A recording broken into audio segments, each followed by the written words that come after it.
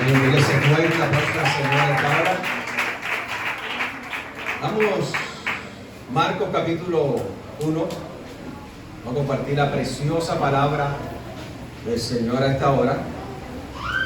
Marcos capítulo 1 y Mateo capítulo 1, 21. Vamos a tener esos dos versículos en esta mañana. Marcos, Evangelio según Marcos, capítulo 1. ¿Ya lo tiene?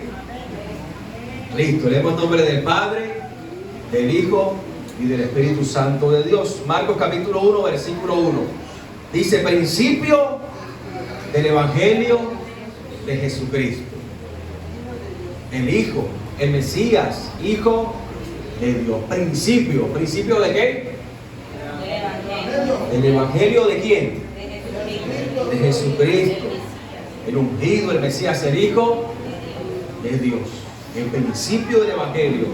Mateo, vamos a Mateo 1:21 y nos vamos a quedar en Mateo 1:21. Mateo 1:21. ¿Ya estamos ahí? Primer Evangelio, primer libro del Nuevo Testamento. Mateo 1:21. ¿Lo tiene? ¿Qué dice?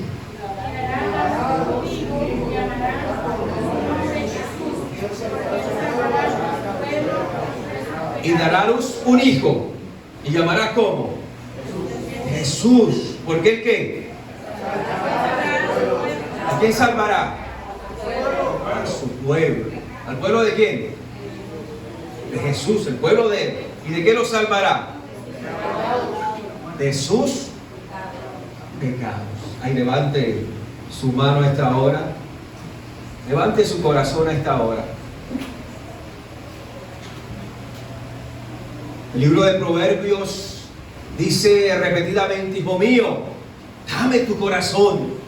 Dame tu corazón. Es un clamor que podemos escuchar en el libro de Proverbios. Un padre hablándole a su hijo: dame tu corazón. En esta mañana levante su corazón. En esta mañana levante su corazón, porque no oímos con nuestros oídos, oímos con nuestro corazón. Dios quiere que en esta mañana usted le preste su corazón, porque de él mana la vida y él quiere colocar vida en nuestros corazones. Oremos como oraba el salmista: Dios mío, abre mis ojos, abre mi corazón para que pueda ver las maravillas de tu ley. Oramos como Salomón, cuando Dios se le presenta y le dice: pídeme lo que quiera. Y Salomón pidió lo más importante: un corazón ensanchado, un corazón sabio. Eso fue lo que le pidió Salomón. En esta mañana pide un corazón sabio, un corazón amplio para oír las palabras del Señor. Oramos como oraba el salmista en el Salmo 119: he guardado tu palabra con llave en mi corazón. Mira dónde guardaba el salmista la palabra del Señor: en su corazón, para no pecar contra ti, decía el salmista. Es nuestro corazón que el Señor quiere. Porque el corazón, la parte más profunda, más íntima del ser humano, porque de ahí mana la vida, porque de la abundancia del corazón habla la boca. El corazón. Dale en esta mañana el corazón al Señor y seremos transformados. Oye, desde tu corazón, oír con el corazón en la mano, oír de corazón es oír de verdad, escuchar atentamente lo que Dios quiere hablarnos en esta mañana. Espíritu de Dios, ven sobre este lugar, porque solo tú puedes hacer que escuchemos desde nuestro corazón, que no seamos oidores olvidadizos, sino quienes escuchan y entienden tu palabra y la ponen por obra. Espíritu de Dios, ven. Eres tú quien nos capacita. Eres tú quien nos convence de pecado, de justicia y de juicio. Haz lo que tengas que hacer en nuestros corazones, en nuestras vidas, en el nombre de Jesús. Denle ese fuerte aplauso al Señor en esta mañana. ¿Cuándo tiene el devocional? Vamos a trabajar en algunos domingos el devocional. Y es un reto. El nombre que tiene el devocional, vive el Evangelio. Es un reto. Y es un poco ambiguo porque tipifica dos cosas. Usted puede tomar, vive el Evangelio. Es una exclamación, vive el Evangelio. O sea que el Evangelio está vivo. Sí, pero también si lo tomamos hacia nosotros, ¿qué Dios nos está diciendo Dios? Oye, tú vive el Evangelio. Entonces, por eso el nombre primero, que el Evangelio está vivo, pero también que Dios habla a nuestro corazón, que debemos ¿qué? Vivir el Evangelio. ¿Qué somos? Ya conmigo, evangélicos. ¿Y cuál es la tarea de un evangélico? Vivir el Evangelio. ¿Cuál es la tarea? ¿Qué somos? Cristianos. ¿Y cuál es la tarea de un cristiano? Ir y venir a la iglesia. No, la tarea de un cristiano, ¿cuál es? Vivir a Cristo. Y eso es vivir el Evangelio. Entonces Dios nos va a confrontar, nos ha confrontado con esta palabra de vivir el Evangelio. No es fácil, pero es el reto que tenemos en estos tiempos. Entonces, si usted no tiene, ahí el hermano Néstor tiene algunos devocionales, usted puede adquirirlo. Ahí habla con el hermano Néstor. Y vamos, en el día de hoy vamos a, el día 2 del devocional dice Jesús, el Salvador, y el día 3, Jesús, el Rey. Vamos a abarcar esos dos temas. Y la primera sección del devocional, del día 1 al 13, nos hace la pregunta, ¿quién es Jesús? Del día 14 al 26, ¿quiénes somos nosotros? Del día 27 al 39, ¿qué hizo Jesús? Y del día 39 al 50, del 40 al 52, ¿qué tenemos que hacer nosotros? Entonces vamos a acercarnos a esta primera sección que nos responde la pregunta, ¿quién es Jesús? ¿Quién es Jesús? ¿Quién es Jesús para nuestras vidas? Parece sencillo de responder, ¿verdad? Porque si estoy en esta iglesia es porque sé quién es Jesús. Pero realmente estoy siguiendo al Jesús verdadero. Eso es algo que debemos preguntarnos. Porque habrá millones de personas que irán toda su vida a la iglesia y pensarán que están siguiendo al Jesús verdadero. Pero cuando se despierten después de morir, estarán en el infierno. ¿Y qué pasó? ¿No fui toda la vida a la iglesia? ¿No seguí toda la vida a Jesús? Y hay un solo Jesús, el Jesús bíblico. Mi Jesús, el Salvador, el Rey que está en la Biblia. Diga conmigo, hay un solo Jesús.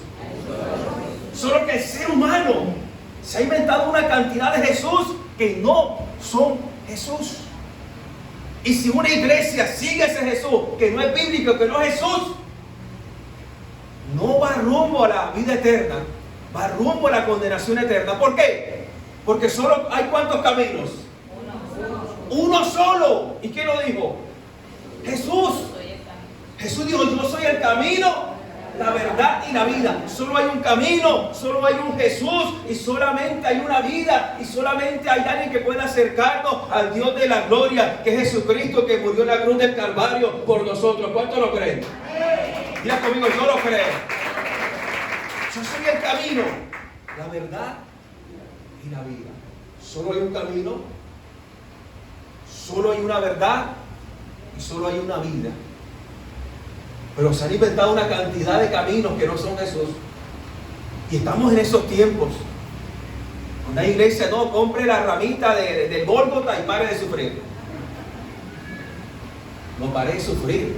Va rumbo al sufrimiento eterno. A su nombre. ¿Quién es Jesús? Pregúntese en esta mañana, ¿quién es Jesús? ¿Estoy siguiendo al Jesús verdadero? ¿Al Jesús bíblico? A su nombre. Jesús quiere ser nuestro, Jesús es nuestro Salvador, no nuestro salvavidas. Hay un Jesús que se ha inventado y que es bastante famoso en estos tiempos. Es Jesús el salvavidas, no el Salvador, sino el salvavidas. Imagínense que una persona cayó al agua, al mar, y se está ahogando. Y unas personas la ven, ¿y qué hacen esas personas? ¿Le lanzan un qué? ¿Se sale con un salvavidas? Así como un neumático redondito. Y le lanzan el salvavidas. Y él como puede se agarra al salvavidas y sale, lo levantan al barco, lo levantan a la playa y se salva. Y cuando está en la playa, cuando está salvo, ¿qué hace con el salvavidas? No lo necesita. Hasta que hasta la próxima vez que esté en apuro y esté ahogando, así me ahogo, y lánceme el salvavidas. Y hay muchos que tienen a Jesús, no es Salvador, sino es salvavidas. Dios hace un milagro y necesito un milagro, necesito que Dios haga algo. Dios lo hace porque Dios es poderoso. Y lo que es imposible para el hombre es posible para Dios. Pero ustedes que muchos obtienen algo de Dios y lo sueltan como si fuera un salvavidas. Jesús no es un salvavidas. Jesús es nuestro Salvador que murió en la cruz del Calvario. A su nombre. Hace algún tiempo, no sé si todavía estará, Botobón tiene una propaganda de manzana donde tomaba la manzana y todo se volvía rosa. La vida es color de rosa. ¿Te recuerda? Sí. Y decía, la vida es color de rosa. O sea, la vida hermosa, color de rosa.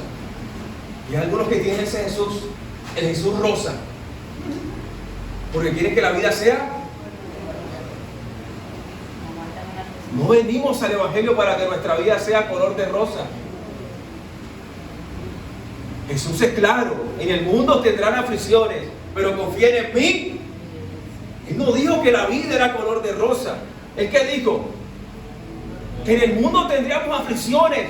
Entonces, si tienes aflicciones, ¿por qué estás peleando con Jesús? ¿Por qué estás diciendo, no me oyes, Jesús? Si Él te advirtió que en este mundo lo que ibas a tener que aflicciones. Y no te dijo, ven a la iglesia y tendrás una vida color de rosa, como muchas iglesias lo predican. Yo quisiera predicárselo, pero entonces me saldría de la Biblia.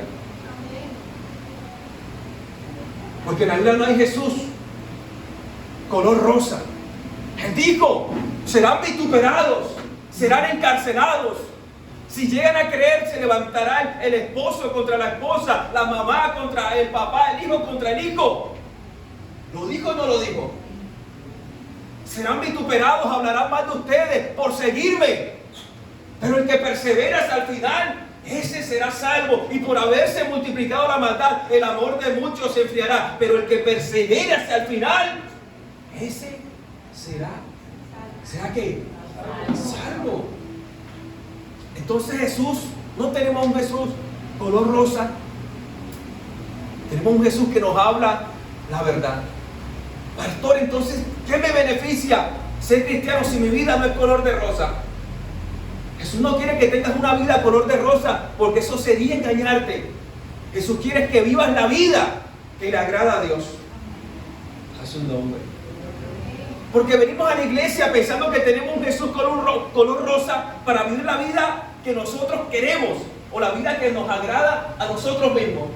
Pero Jesús no murió en la cruz del Calvario para darnos la vida que nos agrada a nosotros mismos. ¿Sabes qué? ¿Por qué murió Jesús en el Calvario? Para darnos la vida que le agrada al Padre, Dios Todopoderoso, Creador del cielo y de la tierra. A su nombre. Pastor, entonces no voy a tener la mejor vida. Sí, en el Evangelio vas a tener la mejor vida, pero no para ti, sino para Dios. En el Evangelio vas a vivir lo mejor que puedas vivir, pero no para ti, sino para Dios. Si estás estudiando, esfuérzate en ser el mejor, en salir adelante, pero no para ti, sino para Dios. A su nombre. Si estás estudiando medicina, si tienes una empresa, si estás echando para adelante, hazlo. Métele todo el empeño, sé diligente, porque la palabra dice que la mano negligente del perezoso empobrece. Pero la mano del diligente, el que le mete el pecho, el que hace las cosas bien, ¿qué? Enriquece. Pero no vas a enriquecer para ti, sino vas a hacer riquezas en el cielo.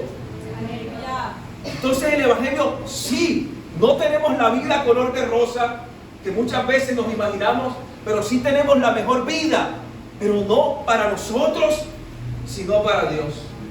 ¿Qué quiere decir eso, pastor? que si somos cristianos, Jesús nos va a dar la mejor vida, no según lo que nosotros pensamos que es la mejor vida, sino según lo que piensa Dios que es la mejor vida. A su nombre. ¿Cómo así, pastor? ¿Usted conoce al apóstol Pedro? Un hombre tremendo, el apóstol de la Biblia, el apóstol Pedro, un hombre tremendo en Dios, un hombre que siguió a Cristo, no fue perfecto, cometió errores, pero un hombre de Dios que siguió a Jesucristo, que predicó, que quedó como líder después de Jesús. Tremenda vida de servicio. Lo vituperaron, lo tuvieron en poco, pero hizo la obra del Señor. ¿Cómo terminó el apóstol Pedro? ¿Cómo terminó? Fue crucificado como Jesús. Muchos dicen que no aceptó ser crucificado, no era digno de ser sacrificado como Jesús. Le dijeron que lo voltearan de cabeza. Peor todavía, crucificado, pero cabeza abajo. Y murió crucificado. Y usted diría, oye, pero tremendo siervo. Y así le pagó Dios. Lo envió a morir en la cruz como Jesús. El apóstol Pedro vivió la mejor vida, no según él. Vivió la mejor vida según Dios. Y la mejor vida según Dios para el apóstol Pedro es que iba a desgastar, iba a invertir su vida en el Evangelio y que al final iba a ser testigo para usted y para mí de que sí podemos ser verdaderos cristianos. Y aunque murió crucificado como Jesús, ahora está en el cielo, en el paraíso, gozándose de la gloria, en las bendiciones, en los tesoros eternos que Dios nos ha prometido. Entonces, ¿cuál es la mejor vida según Dios? ¿Estás enfermo? ¿Dios puede hacer un milagro y sanarte? ¿Sí o no? Sí. ¿Pero es decisión mía? No, es decisión de quién. De Dios. Si Él quiere, lo hace. ¿Dios puede sanarte milagrosamente? Sí, porque Él es todopoderoso. Quizás Dios no te sane milagrosamente, pero puede sanarte a través de un médico. Sí, puede sanarte a través de la medicina, porque Dios lo creó todo, aún lo creó la medicina. A su nombre. Lo creó Dios. Pero si Dios no te sana milagrosamente y no te sana por medio de un médico de la medicina y permite que mueras, Dios es malo. No. Según la mejor vida en Dios es que siendo cristiano partieras a su presencia, porque el partir a la presencia no es un castigo. Él ya quiere darte la corona de vida que ha prometido a todos aquellos que nos aman. ¿Buscamos la muerte? No. Porque mientras estemos en vida, tenemos que vivir la mejor vida que Dios quiere. Que ahí vamos. A su nombre. Entonces, eso es el beneficio que tenemos de Jesús. Que vamos a vivir la mejor vida, pero no según nosotros. Y ahí es donde está el problema. Que venimos a Cristo queriendo vivir la mejor vida según nosotros. Evangelio según Juan Arias. Bendíceme un carro, una esposa que no sea cantaletosa.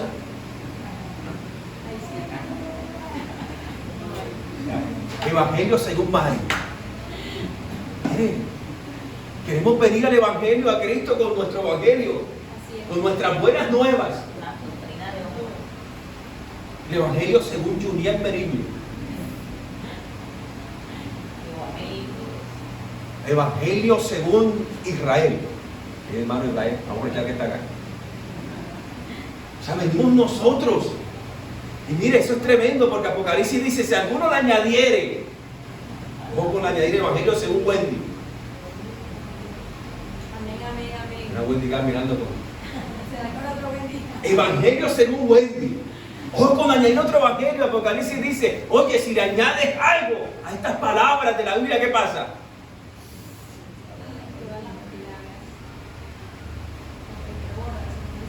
¿Qué pasará?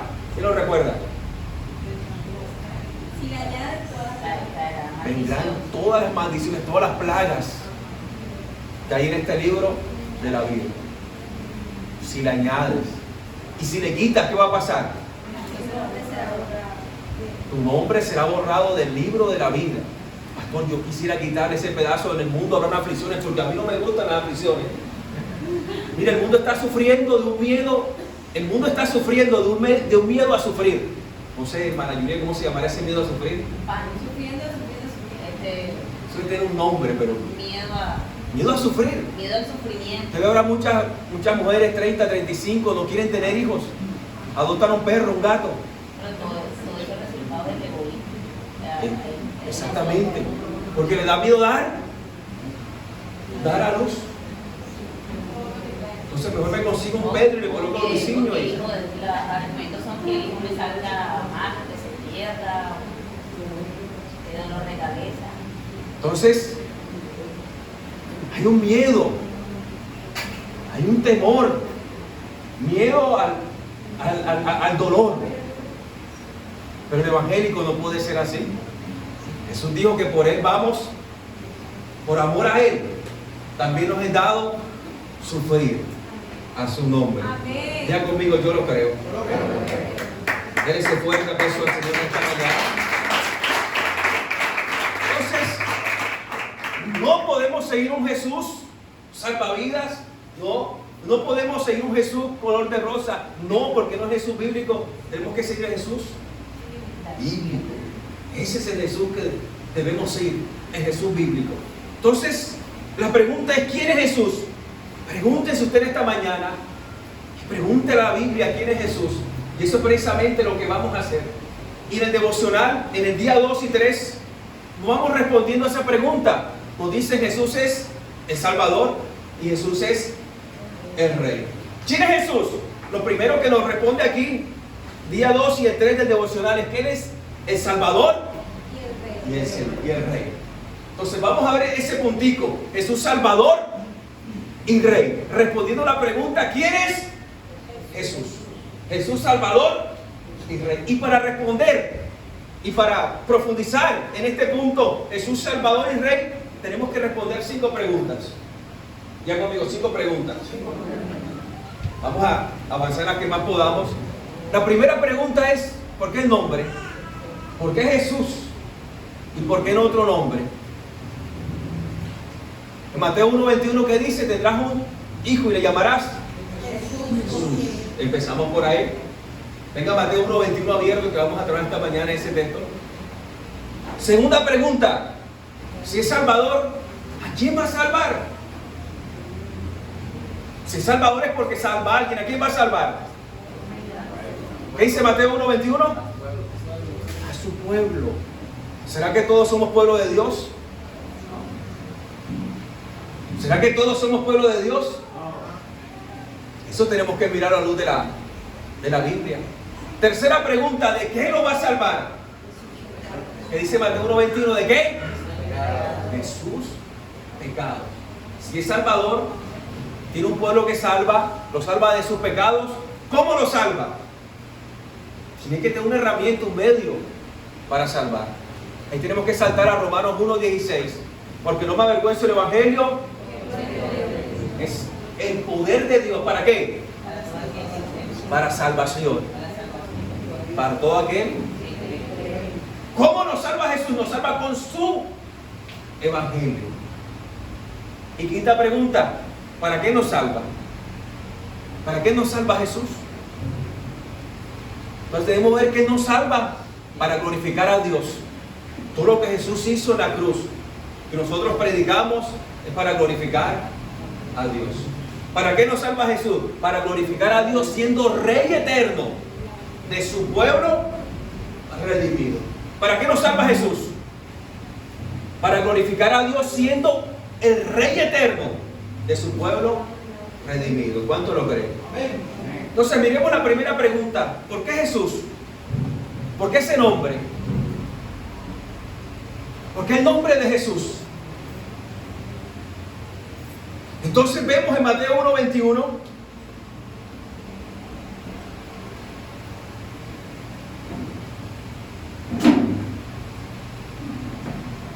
¿qué dice Mateo 1:21?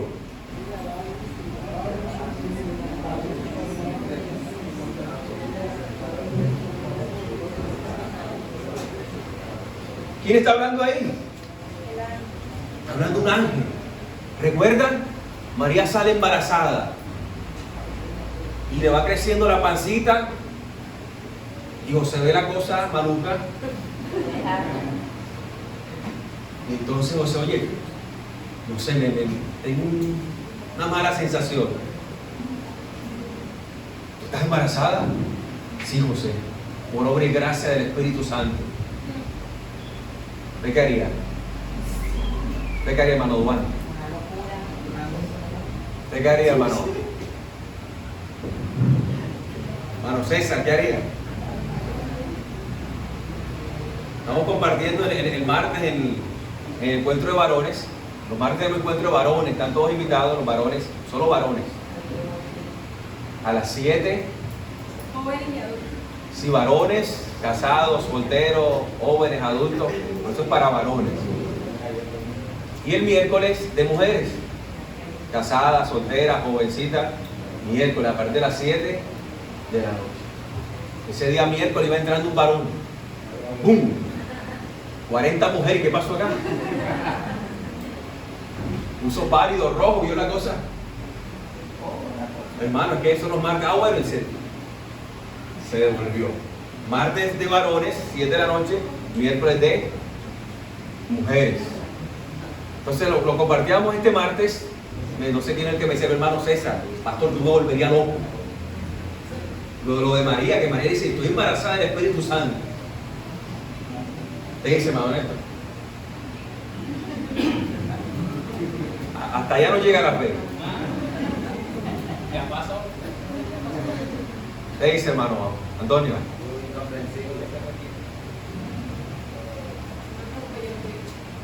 Nunca había pasado. Y se ganó la boleta José.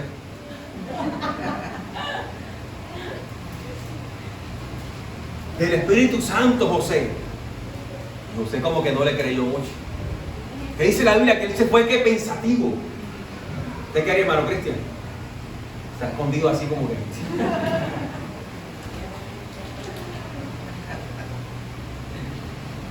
Y se fue, mire lo que dice, se fue que pensativo. Dice José pensando en estas cosas. Estaba cabezón.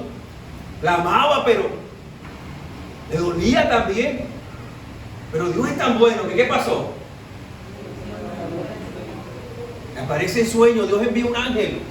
Le dice, no temas tomar a María como tu esposa, porque el niño que está en el vientre sí es del Espíritu Santo, como ya te dijo. Y tendrás un niño y llamarás su nombre Jesús. No fue el nombre que le colocó José, fue el nombre que le colocó Dios mismo. Dios envió un ángel con el mensaje, se va a llamar Jesús. ¿Por qué? Sabemos que no es un nombre de hombre, sino que es el nombre que tiene la voluntad de Dios. Por voluntad de Dios se llama Jesús. Para Dios es muy importante su nombre. Josué decía, ¿qué harás? ¿Cómo es eso? Josué, ¿qué harás por tu gran nombre? El nombre de Dios, Dios se toma en serio todo, hasta su nombre. ¿Qué nombre le conocemos a Dios? Jehová Jireh. ¿Qué significa qué? ¿Qué significa qué? Jehová proveedor. Tú y yo tenemos un Dios que se llama Jehová Jireh, y Él te dice que Él te ha dicho que va a proveer y va a proveer, porque Él no miente, no es hijo de hombre para mentir, ni hijo de hombre para arrepentirse. Tenemos un Dios que se llama Jehová Jireh y Él proveerá. ¿Por qué te preocupas? Por eso Él se llama Jehová Jireh. Y todo, absolutamente todo lo que Dios ha dicho en la Biblia se está cumpliendo y se cumplirá. Jehová Jireh te ha sostenido, no te ha sostenido. Amén. Gloria a Dios. ¿Cuántos han visto a Jehová Jireh moviéndose en nuestras vidas? Amén. Entonces, ¿por qué estás ansioso por el futuro? ¿Y si no tengo? ¿Y si me quitan? ¿Y si se pierde? Isísimo. Puro easy. Estamos easy. Síndrome de Easy. Hay una tienda que se llama Easy, ¿no? Easy. El mismo que ha proveído en un pasado, Jehová Jireh, es el mismo Jehová Jireh que está en este presente. Y es el mismo Jehová Jireh que te va a proveer en un futuro. Dios se toma en serio todo, se toma en serio a su nombre. ¿Qué otro nombre conocemos? ¿Jehová qué? Jehová Rafa, nuestro sanador. ¿Cuánto has sido sanado por Dios? Amén. He visto la sanidad del Señor. Amén. A su nombre. ¿Qué otro nombre le conocemos? Jehová. Jehová. Jireh. Jehová Sabaoth, que significa Jehová de los ejércitos. Está diciendo que tenemos un Dios que es un Dios de guerra. Él no está quieto. Oh, santo. Él no está quieto. Es un carácter guerrero. Pero una guerra como nosotros lo conocemos con violencia, no. Él sabe hacer su guerra en amor. Eso es tremendo. A su nombre. ¿Qué otro nombre le conocemos? Emmanuel, Dios con nosotros. ¿Cuántos saben que Dios está con nosotros? Amén. ¿Qué otro nombre le conocemos? Jehová. Shalom. ¿Qué significa? Paz. ¿Cuántos tienen la paz de Dios? Amén. Que sobrepasa todo entendimiento. Eso es inentendible. Yo ahora no me veo ahora. Hay ciertas cosas que antes me volverían loco. Pero ahora hay una paz. Porque sé que Dios está en el asunto. Diga conmigo, Dios está en el asunto. Dígale, cántale, puedes tener.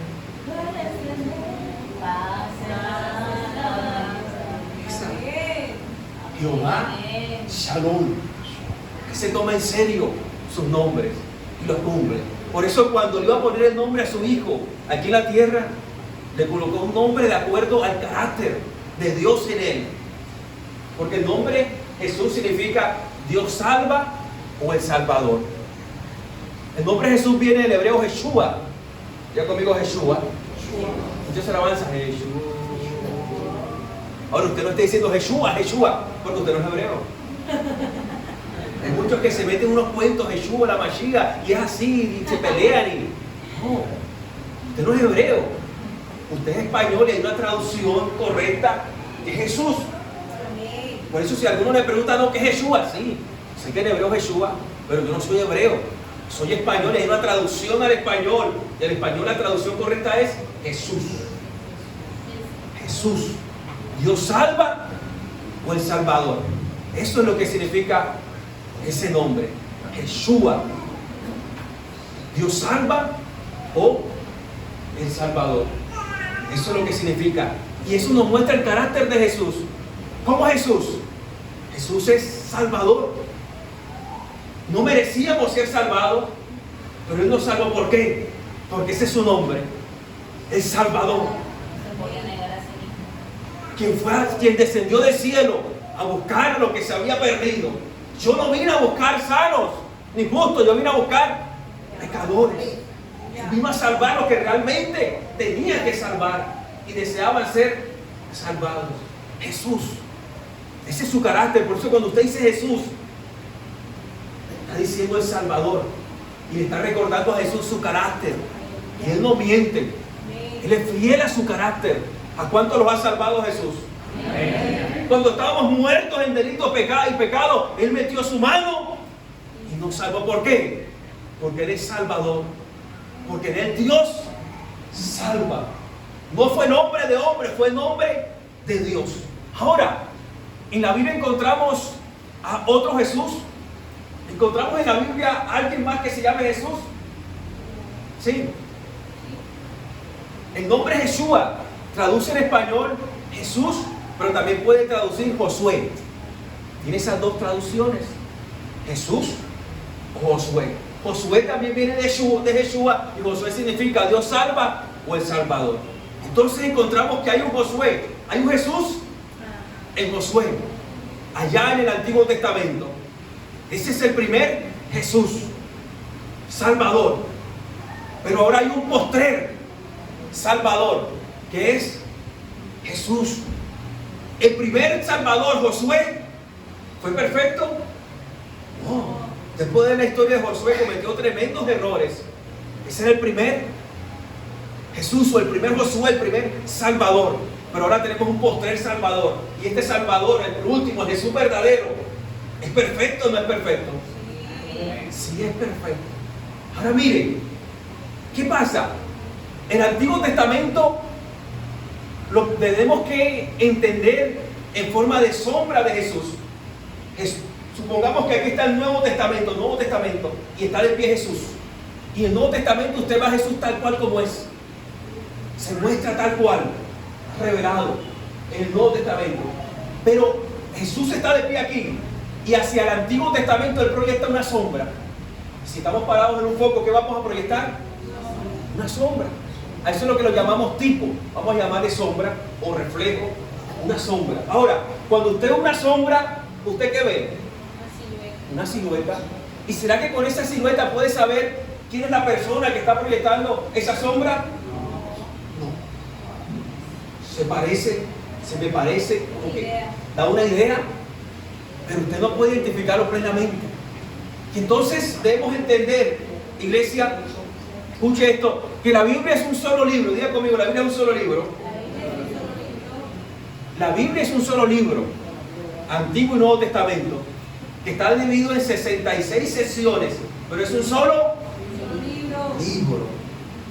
¿Cuál es el protagonista de la Biblia? ¿Quién es? Dios. Jesús. Desde Génesis a Apocalipsis, Jesús. La Biblia de Génesis y Apocalipsis nos cuenta, tiene un solo tema o una sola historia, que es la historia de Jesús, el Salvador. Y entonces usted me preguntará, pero pastor, ¿cómo vemos a Jesús en el Antiguo Testamento? Si Él también es el protagonista. Lo vemos. Vemos sombras de Jesús que veríamos revelado plenamente en el Nuevo Testamento, a su nombre. Por eso el apóstol Pablo dice que había un primer Adán. ¿Quién era ese primer Adán? Adán, primer hombre creado por Dios, que está ¿dónde? En el Antiguo Testamento. Y por ese primer Adán que vino, el pecado. Pero el apóstol Pablo dice, pero Dios nos ha dado un postrer Adán. Ese postrer Adán, ¿dónde aparece? En el Nuevo Testamento. ¿Y se refiere a quién? A Jesús. El primer Adán tenía rasgos de Jesús, tenía perfecciones de Jesús, pero no era perfecto. Cometió tremendos errores. Pero el postrer Adán, por el primer Adán vino el pecado, pero por el postrer Adán perfecto, ¿qué vino? La salvación, la justificación. Y el postrer Adán sí fue perfecto. ¿Cuánto lo creen? Amén. Entonces en la Biblia encontramos un primer Abraham. ¿Quién es? Abraham, el padre de la fe. Y en el Nuevo Testamento encontramos un postrer Abraham. ¿Qué es quién? Jesús. Abraham fue sombra de Jesús que había de venir, a su nombre. En Abraham vemos tremenda fe. Y Jesús, que vemos también una fe tremenda. Pero en Abraham vemos imperfecciones. Mintió, cometió errores. ¿Y Jesús vemos lo mismo? No, porque era sombra, una sombra imperfecta de lo que sería el verdadero Salvador, a su nombre. Y entonces miramos a Josué, el primer Salvador. Y en Josué capítulo 1, Dios le dice a Josué: mi siervo Moisés ha muerto. Miren lo que le dice: mi siervo Moisés ha muerto. Toma mi pueblo, miren, y llévalo a la tierra prometida. ¿Cuál era la tarea, el propósito de Josué como Salvador? Tenía que llevar al pueblo de Dios a la tierra prometida. ¿Lo cumplió? Sí y no. Cometió errores, tuvieron errores, los llevó a la tierra prometida. Pero esa tierra prometida ellos desobedecieron y luego fueron esclavizados, se la quitaron y otra vez se la volvieron a dar, y a los 70 años, y eso fue el año 1050. Israel llegó a su rebelión máxima y fue erradicado. Israel dejó de ser Israel. Jerusalén dejó de ser Jerusalén. Y la tierra de Israel, el país de Israel, dejó de llamarse Israel a llamarse Palestina. ¿Escuchó hablar de Palestina? ¿Por qué los romanos le dieron este nombre? Israel siempre fue un pueblo rebelde, no quería ser gobernado. Y entonces los llevaron, los esparcieron por todas las naciones, y a la tierra de Israel le colocaron Palestina. ¿Por qué? Tierra de filisteos. Eso significa Palestina. ¿Y quiénes eran los filisteos? Los enemigos más encarnizados de Israel. Ahora Israel ha vuelto a su tierra prometida. Pero una tierra prometida perfecta, no. Usted ve que está luchando como con 4 o 5 países Israel en estos momentos. pero tiene una tierra prometida.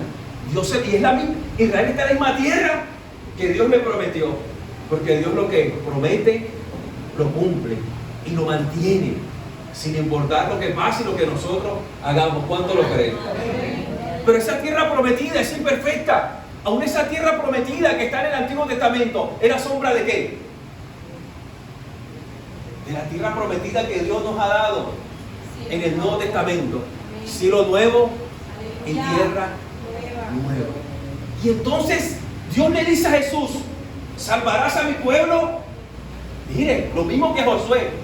Salvarás a mi pueblo de sus pecados y los llevarás a la eternidad. Jesús dijo: me voy, pero no los dejaré solo. Les dejaré al Consolador. Pero yo iré a hacer ¿qué? ¿Qué dijo Jesús que iba a hacer en el cielo? Moradas. Dios te está preparando una casa en el cielo a ti. Amén. Gloria a Dios.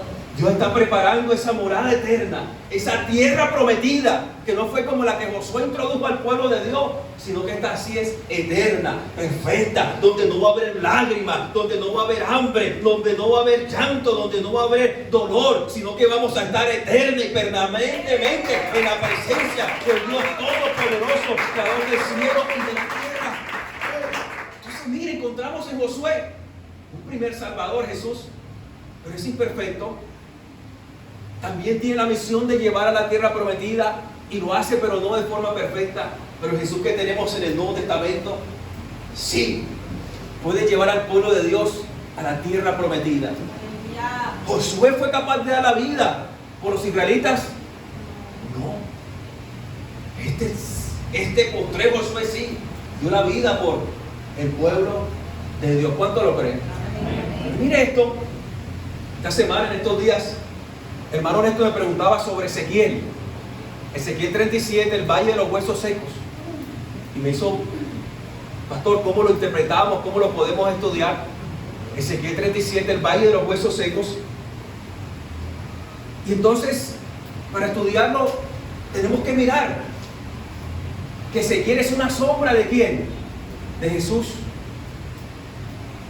Hay un primer Ezequiel, profeta, y en el Nuevo Testamento encontramos un postrer Ezequiel, que es Jesús, a su nombre. Y mire esto: Ezequiel era profeta, pero también era sacerdote. Y él empezó su sacerdocio, empezó su ministerio a los 30 años. ¿A qué edad Jesús su ministerio? A los 30. A los 30.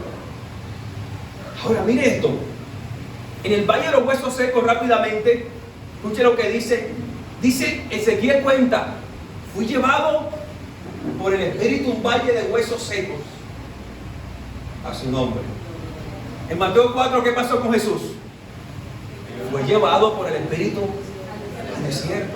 Tanto Ezequiel, que fue sombra de Jesús, era un hombre guiado por el Espíritu Santo de Dios, con comunión con el Señor. Ahora, ¿dónde fue llevado Ezequiel? A un valle de huesos secos. ¿Qué es un valle? Es un lugar donde confluyen dos montañas. Y en esa parte de abajo donde confluyen dos montañas, ahí hay un valle. Y los valles por lo general son frondosos, son fértiles. Pero este valle, ¿qué era? Era árido, seco, un lugar de muerte. Y secos en gran manera, dice Ezequiel, a su nombre. Ahora Jesús vino a la tierra, ¿y a dónde fue llevado? Vino a la tierra, y del cielo vino a la tierra, ¿y dónde fue llevado? ¿Fue llevado a un valle de huesos secos? No, fue llevado a una tierra, a un mundo de huesos secos. Ezequiel podía salir de ese valle, pero Jesús podría salir de donde Dios lo envió, de un mundo de huesos secos. Jesús decía: el Hijo del Hombre no tiene dónde recostar su cabeza. Jesús, siendo Dios mismo, cuando llegó a la tierra, lo que veía era huesos secos por todas partes, necesidades, personas que necesitaban ser salvadas. A su nombre. A su nombre. Un mundo de huesos secos. Pues ya no voy por el movimiento. Un mundo de huesos secos. Mire que Jesús, a su nombre, Dios le pregunta, hijo de hombre, a Ezequiel, ¿vivirán estos huesos secos? ¿Qué le responde Ezequiel? ¿Solamente tú? Jesucristo también le dijeron hijo de hombre, y él se llamó a sí mismo hijo de hombre. Era un término mesiánico que solamente podía tener el Mesías. Como Ezequiel confió plenamente en el Señor, y el Señor lo salvó. Ahora mire esto, está en valle de huesos secos, y Dios, ¿qué le dice a Ezequiel? Hijo de hombre, profetiza. Profetiza. Habla mi palabra a estos huesos secos. A su nombre. Ahora debemos entender lo que significa la profecía a nivel bíblico. Escuche esto. Usted ve que Ezequiel luego habla la palabra del Señor. Entonces debemos entender algo de la profecía, iglesia, y debemos madurar en esto. La profecía no solamente es saber el futuro, o saber el pasado, o saber lo que hay en el corazón de la persona. El profeta puede ver eso, si Dios lo permite. Pero es Dios. Pero la labor del profeta, escuche esto, no es ver el pasado, el presente o el futuro. La labor principal de un profeta y la profecía es proclamar la palabra de Dios. A su nombre. Es proclamar la palabra de Dios. Por eso en 1 Corintios capítulo 14, el apóstol Pablo dice, está hablando, busquen los mejores dones, pero sobre todo ¿qué? Que profeticen, porque el que profetiza edifica a la iglesia. Ahora Pablo está hablando de ver el pasado, el presente, el futuro. Está hablando de proclamar la palabra de Dios. Cuando tomamos la Biblia y la proclamamos. ¿Cómo lo sabemos? Porque el apóstol Pablo luego dice, yo hablo más lengua que todos ustedes.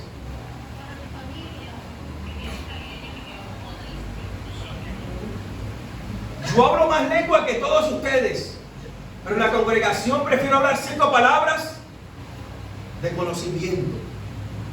¿Cuál es el conocimiento? La Biblia.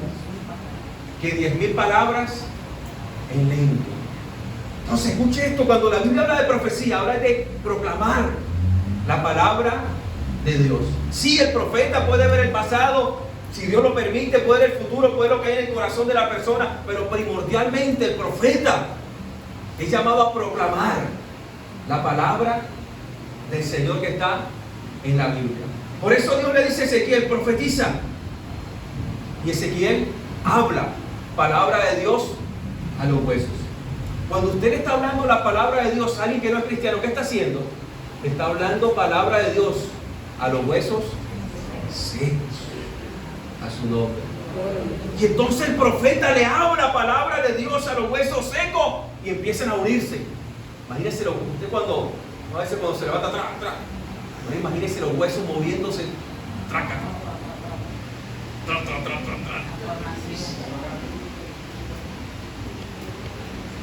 A su nombre.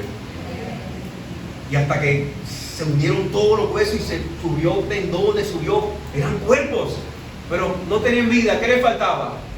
El Espíritu Santo. Y le dice, diga al Espíritu Santo. Y él habla al Espíritu Santo. Y entonces hubo vida en ellos. Y fue un ejército grande en gran manera. ¿Cómo llegaron a estar vivos? Por la palabra y por el Espíritu Santo. ¿A qué le suena eso? Ezequiel habla la palabra, luego el Espíritu Santo viene y hay vida. ¿Qué le parece eso del Nuevo Testamento? Ajá. ¿A qué le parece? Viene la palabra, viene el Espíritu Santo y hay vida. ¿A qué se parece en el Nuevo Testamento?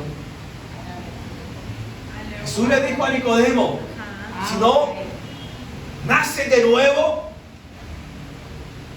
por el agua, es decir, por la palabra que te lava, y por el Espíritu no puedes ver el reino de los cielos. Esta parte nos está ilustrando que el nuevo nacimiento. Miren cómo la ilustra. Aunque usted no lo ve, eso es lo que pasa. Las personas que no tienen a Cristo son un montón de huesos, con el perdón de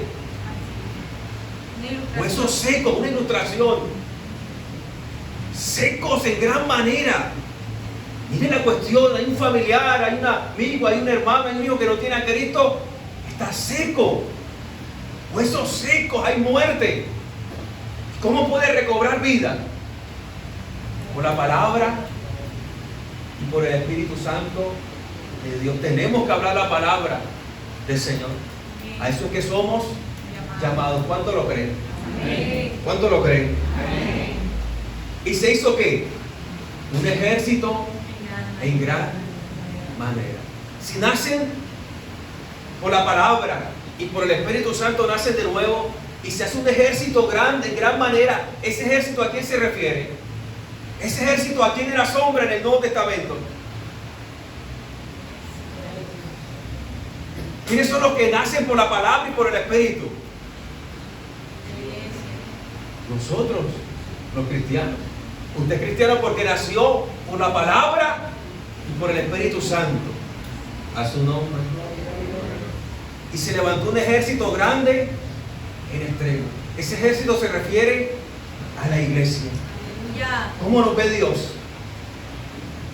¿Cómo nos ve el Señor? Como un ejército nos ve el Señor. La iglesia es un ejército. ¿Usted quién es? Esto me retó a mí. Porque me está hablando a mí. Hey, tú eres un soldado del Señor. Cuando dice Jehová Sabaoth, Jehová de los ejércitos, está hablando que eres mi general. Es el Dios que me gobierna. Yo soy soldado del Señor. ¿Cuántos soldados hay en este lugar?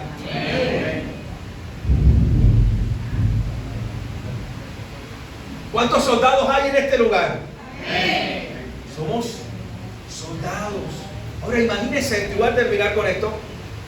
Hay 4 preguntas que quedan para el domingo que viene. ¿A quién salvará? Pero quiero terminar acá.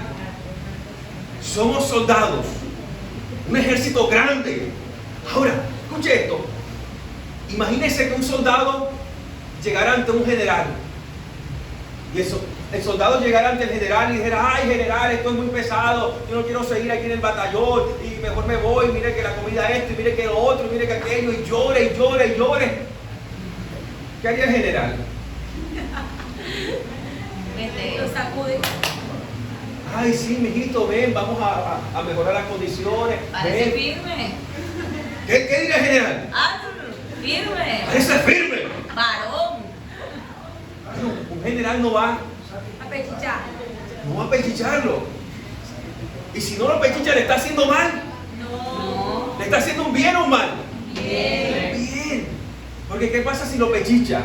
No le enseña las disciplinas de la guerra. No le enseña cómo guerrear. No le enseña la firmeza.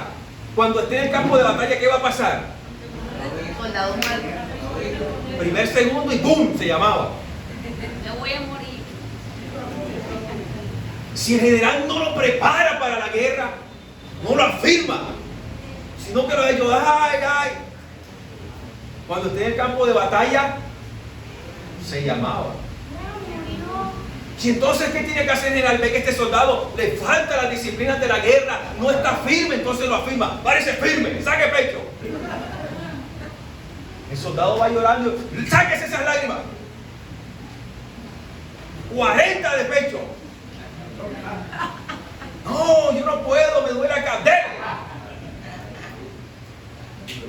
10 vueltas 10 vueltas a la a la manzana. y regrese. Y le está haciendo mal. ¿Por qué? Está haciendo muy merecido. Porque el general sabe a lo que se va a enfrentar. Y así débil no va a pasar un segundo. Y así débil va a ser peligro para los demás. Así es. Porque viene el batallón, ve la cosa y empieza a los de acá. Del nervio. Se llena del nervio, del miedo. Entonces el general sabe que tiene que afirmarlo, enseñarle la disciplina de la guerra. Y entonces le enseña físicamente, le enseña también las estrategias, lo prepara. Y esa preparación es fácil. ¿Duele o no duele? Los que han ido al prestado de servicio. ¿Alguien ha prestado el servicio? ¿Duele o no duele la preparación? Yo también fue. Hermano. ¿Y si llora, qué hace? Dicen que la esposa, la hermana y la madre sí. Esposa, madre y hermana el fusil. Esposa. Amén, amén, así es. ¿Quiere? Mire, te busca tu mamá y tus hermanos. ¿Quién es mi mamá? ¿Quién es mi hermano? Así es. Todo Aleluya. aquel que pone esto en su corazón Oye, la palabra la pones. y la pone por práctica. Su esposa, su madre, Amén. su hermana, a su nombre. Así es. ¿Y saben qué pasa en estos tiempos? Lastimosamente hay muchos generales que se paran en el púlpito a consentir a los soldados. No hagas nada. ¿Cómo tú nos vas a Haz esto, haz aquello, y ya, Dios. A su nombre. Recuerdo cuando empecé el evangelio, como todos, tenía un problema, algo que me estaba afectando, y llegante mi general, esto y esto. Bueno, vamos a hacer un ayuno. Usted va a escribir lo que le afecta y vamos a quemar eso en el fuego en ese ayuno. Eso suena más como a brujería que a... la palabra? Y seguí peor, porque solo hay una cura: fortalecerme, afirmarme firme en la disciplina de la gracia, en la disciplina de la guerra. Y eso no hizo ningún efecto que quemara, porque no estaba basado y parado en una palabra, que es la espada, el fusil del Señor. Y lastimosamente hay muchos generales que estaban diciendo al pueblo: no, haz esto, haz aquello, así como está bien, tranquilo. Pero no, tenemos que revisarnos cada día. Yo sé que podemos darle lo mejor cada día al Señor, porque somos soldados del un ejército grande Aleluya. en extremo. Y tenemos guerra que tenemos que pelear, pero Dios está con nosotros. El gran soldado va delante de nosotros y nos protege, que es Jesús nuestro Salvador y nuestro Rey. ¿Cuántos lo creen? Ay, levante sus manos. Aleluya. Levante sus manos, soldado. Póngase sobre su pie firme. Cuando sienta decaer, diga firme. Firme. Métase en oración, en la palabra. Si va a llorar, llórele a Dios. Oh, santo. Y levanta tus manos.